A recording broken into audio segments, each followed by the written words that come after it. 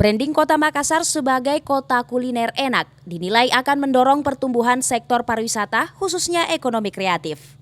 Olehnya itu, Kepala Dinas Pariwisata Kota Makassar Muhammad Rum mengatakan, dengan launching Makassar Kota Makan Enak oleh Wali Kota Makassar, Dinas Pariwisata sudah menyiapkan berbagai program pendukung untuk mengangkat pariwisata di Kota Makassar.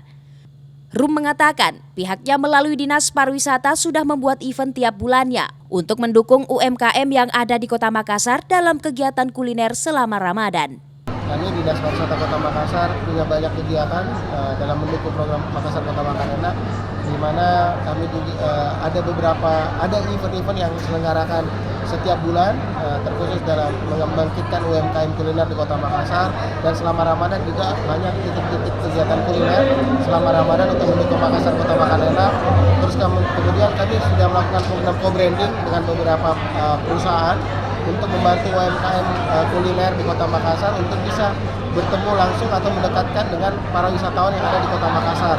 Branding Makassar sebagai kota makan enak adalah upaya untuk mendekatkan UMKM dengan wisatawan dan beberapa kegiatan lainnya dalam menjalankan program makan enak ini. Ical Syahrir, Fajar TV dan Fajar Radio melaporkan.